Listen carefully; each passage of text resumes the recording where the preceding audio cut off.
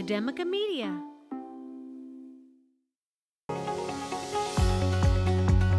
You are listening to Charter School Superstars, bringing you the voices of an education revolution. Welcome to the show, everybody. I'm Ryan Kairalla from Doral College, and joining us this week on the program is a charter school alum and a Paralympic track and field athlete. A three-time member of Team USA Track and Field, our guest was a silver medalist at the Toronto Pan Am Games. Our guest is also interned for the Indiana House of Representatives, was appointed to the Indiana Governor's Council for People with Disabilities, and volunteered at the 2012 DNC Convention. This year, our guest was honored as one of the 30 under 30 Changemakers from the National Alliance for Public Charter Schools as part of National Charter Schools Week. You can follow him on Twitter at AYdenJent20. We are happy to welcome Ayden Jent onto Charter School Superstars. Hello, Ayden. Hi, good morning. How are you doing? I'm doing great. I love to start my day just getting inspired by somebody who's doing so many great things on the field, in advocacy work, and to think that the story all started at a charter school. I want to start there, if we could, and hear more about your experience attending the Herron High School Charter School in Indiana. I understand that they have a classical education model. I've been hearing a lot about this particular model of charter schools, and while I've never walked into a classical charter school myself, I've heard some really cool things about it. It's a different approach, and it really works well for students. Can you talk a little bit about your experience at that school? Yes, I would love to. I attended there from 2007 to 2011, so it was early in the actual time frame of the school. My class was the second class to graduate from Herron. The classical education is more of a focus on historical aspects and a Latin-based education. We spent 4 years learning Latin. In painting, we would dive into the history of the paintings, the artists. We would study history, a lot of AP classes to get the college prep part of the education. And it was just focusing on sciences, math, history. History was my favorite subject, so that was a 4 blast. years of Latin, did I hear that right? Yes, My 4 goodness. years of Latin. And How's your Latin? Still pretty good? Or I can see it, read it, understand the terms and definitions, but Latin's kind of gone away a little bit over the years. When Jeopardy's on, it's pretty easy. Well, if you ever think about law school, I mean, all that Latin's going to help you, at least through your first semester. So that's good. You'll know all Yeah. the silly legal terms we have around here. Yeah, and Herron's actually changed. Instead of 4 years of Latin, you could do 2 years of Latin, and then they've added Spanish and French onto the program as well. That's really exciting. It sounds like it was particularly formative for you, and it really does fulfill the promise of charter education, which is allowing different education models to find their way into the system and to work well for the students it works well for. That's awesome. All right, let's move to athletics now, because I want to hear more about this part of what you do. By any objective measure, we have to say you are crazy fast and have won all sorts of well-deserved accolades for that. I'm curious, what got you into track and field? How far back do we go in your life where track and field and being crazy fast is a part of who you are? Actually started at Herron. Oh, great. Yeah, so I competed in multiple sports at Herron. That's what I loved about it. It was a small school and lots of opportunities to try and have different experiences and do what you would like. I did soccer, track, cross country, and basketball at Herron, and I fell in love with track and field. My mom and dad were track athletes in high school and then ran at Vincennes in college. So I've always had that desire. And then I went to college and was a manager for the track and field team at Indiana State University for 4 years there. And it continued my love for it and just seeing the athletes and how they trained every day. And I trained at the local gym at school, sprinting and doing workouts. And then in my senior year of college, I saw a video of Michael McKillop, an Irish distance runner with CP.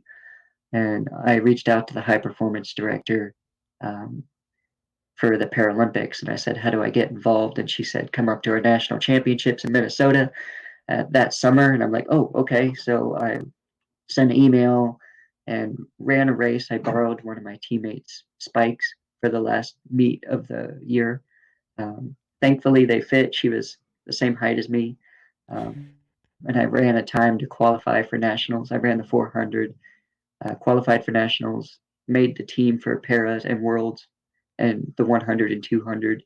And with the Paralympics, it's for athletes with disabilities, and so they have specific classifications and then specific events for each athlete. So I went from being a distance runner to being a sprinter for 100, 200. Well, what prompted that change out of curiosity? Because normally, and granted, my background in track and field super limited, but normally with runners, it's sort of one or the other, right? Like you really specialize in the short distance, or you specialize in longer distances. What made you want to take that shift? Those were the only events I was allowed to do. So it was the 100, 200, or shot put. And I don't know about you, but I'm definitely not a shot putter. Uh,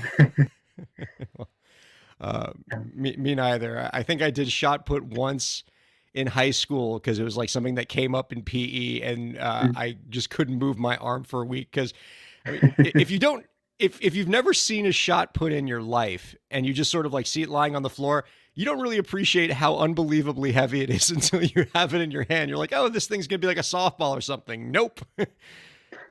yeah, it's Quite heavy. crazy. Well, one of my friends, Ryan, just broke the world record in the shot put. He threw it over 76 feet at the Olympic trials here just last weekend. He threw that heavy thing 76 feet. My goodness. Well, so you were talking about, the CP and the fact that you have it. What do you, and I would imagine that, a big part of what you do in your advocacy work for people with cerebral palsy is to just buff some myths about it and get people to get a better understanding of this particular disability. So what do you wish more people knew about CP and the people who have it?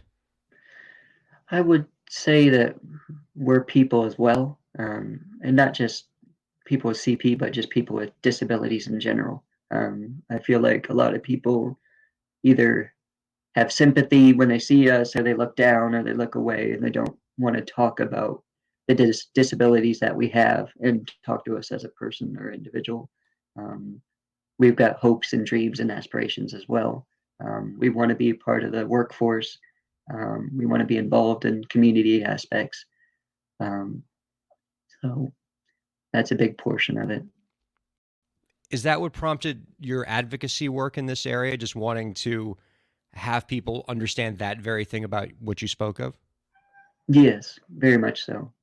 It's always been a passion to just be involved. And then working on the governor's council, seeing all the different variants of people with disabilities, people in wheelchairs, people using um, adaptive fans, and how they deal with working, whether they are on a um, uh, disability check because they can't have a certain amount in their bank account in order to get a disability check, and just all the different aspects that they deal with. My disability, thankfully, is kind of minor. I just have it in my legs and my arm, but to see how it affects individuals more severely just opens your mind and gives you a different perspective on things. How did you get started with the Governor's Council, out of curiosity? I was a part of the mayor's council in Indianapolis, and then I saw the governor's council as well, and I thought I should reach out and see if I could be selected as a member there. And thankfully I was. They brought me in for an interview, and then the board voted me on, and it's been an amazing experience so far. We just approved our state plan this year for the next 5 years that we'll be focusing on for those individuals in Indiana. So Wow. I love hearing you talk about the advocacy work that you do, and it seems like pretty quickly you grasp the tie between the advocacy that you're working on and advocating for specific policy change that can make your state, your community, a better place for people with a wide range of disabilities. I have to think, especially when I think about you also were an intern in the House of Representatives. Have you been bit by the politics bug a little bit? Are you enjoying this sort of work? Do you think that you're going to be doing a lot more of it in the future? Maybe seeking a higher office down the road, perhaps? I do love seeing the change when you get to impact and help people in the community. When you go out and say, "This is what we were able to do for you," and see the improvement in their life. Um, Politics has bit me in the. I've got that bug and have had it for since I attended the convention and the Obama years in '08. He's just an amazing speaker. I hope to run for mayor of Indianapolis one day, if not higher. Um, but we'll see how we'll see how that goes down the road. The ultimate dream is to run for president at some point, um, but that may be 20 or 30 years down the road. Just want to get my ideas and platform out there to people. May not necessarily win the election, but just to be one of the speakers and just trying to change people's opinions. Well, And I am sure you have already captured the always coveted Charter School Superstars listenership vote. So you have us locked down. You have our full support. And I'm a big fan of Indiana politics, actually. Even though I'm from Florida, I interned for Senator Evan Bayh oh, when I was Evan, in yeah. college. And one of the first things I just sort of became enamored with was just the level of political engagement that a lot of folks in Indiana have, and just that particularly delightful brand of politics that exists there. A lot of retail politics, a lot of pressing the flesh and handshaking, and just Mhm. trying to find common sense solutions to get things done and not get caught up in just the political craziness of everything. I am excited to see how things end up for you, and just where you're going to head next with what you've already accomplished at such a young age. And speaking of that, by the way, we have to talk about this. So you were honored as a 30 under 30 changemaker for National Charter Schools Week. Awesome. Congratulations. Take us to the moment where you found out you were being selected. What was that like? I was just utterly surprised. I had no idea that the award was existed, and then I was nominated. I got the email, and I'm like, "Wow, 30 under 30. This is crazy." And I've heard of like 40 under 40 for Forbes and other magazines, but to be nationally recognized for 30 under 30 with so many amazing individuals as well from around the country is just mind blowing. And then got the actual confirmation that I had won for 30 under 30, and I've just been blown away since. Um, It's an incredible honor, and you're right. We have the 40 under 40 awards, but to me, whenever somebody can be 30 under 30 at anything is really speaks to their level of motivation and just how hard they work, because by the time you get to 40, you at least have a good 15 years where you're out of college and graduate school and you have a lot of time to achieve a lot of professional things. But 30 under 30 means that somehow in between balancing a challenging classically based charter school and going to college, somehow you found the time before 30 to be an Olympic medalist and do all this advocacy work and work for all these important government organizations and just be such an important force for change. And you're under 30. That's a lot to do in a very little period of time. And I can't tell you how impressed I am and just amazed by what you've been able to do and the good that you've already done in the world. And to think that it's just beginning for you. There's still a lot of life left to live for you, which really makes me smile to think about the positive things you can do. And one thing in particular that I wanted to highlight about you is the work that you're doing with the DreamWakers Foundation. I was really intrigued learning about this organization. Can you tell the folks a little bit about it and the work that you're doing there?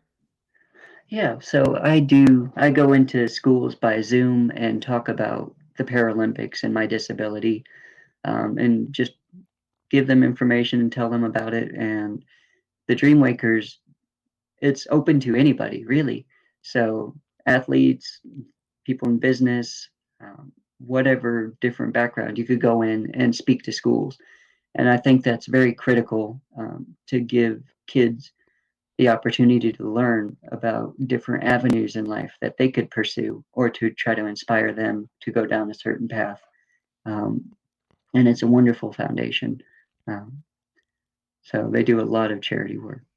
That's really, really great. And I've been pretty pleased seeing that kind of movement happen with guest speakers and just appearances in schools, where with video conferencing technology, schools all over the country, all over the world can get speakers brought in from far, far away and, just make the world a lot smaller. And I'm really just pleased with what you're doing with DreamWakers to bring your inspiring story to as many awesome kids as possible. It's really terrific. Again, you can follow our guest on Twitter at AYdenJent20, and he's definitely somebody worth following because, especially with the Olympics coming right around the corner, because you do a lot of, you highlight a lot of really terrific Olympic stories on your Twitter feed. And I think we're going to want to follow you, if for no other reason that we got to keep tabs on you and to see what you're going to be doing next and all the great things that you have ahead. So let's make sure to hang out with to keep in touch with our new friend here.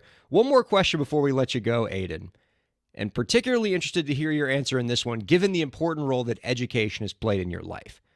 If, with the snap of your fingers, you could make any change to the education system, what change would it be? This is a big one. I've been talking about it to my parents, teachers, everybody. The biggest change I would make is for schools to focus on skill sets and actually teach students how to live life. We do a lot of education-based, the history, the math, and the English, but for actual skill set, like my parents, they used to have like cooking class, mechanic class, wood shop, learning things that will help them in the future that they could take with them.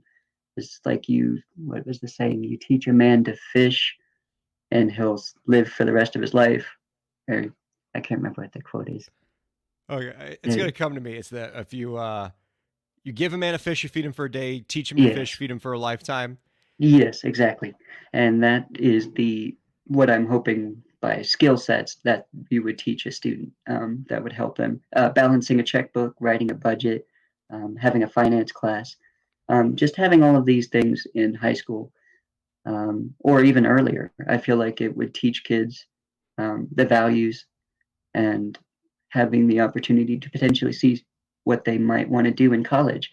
Because I feel like when you graduate high school, you get thrown into college and it's like, okay, you're 18. This is what you're going to do with the rest of your life. This is your major for 4 years. And then boom, out into the real world. It's like, oh, okay. Gosh, you are so right about that. Ayden, this has been a real treat. Thank you for letting me start my day talking to you and just getting super inspired. Congratulations on the 30 under 30, and congratulations in advance for all the things I know that you got coming your way that are all going to be quite deserved. Thank you very much for your time this week. Thank you. This has been a blast. Awesome. And thank you all for listening to Charter School Superstars.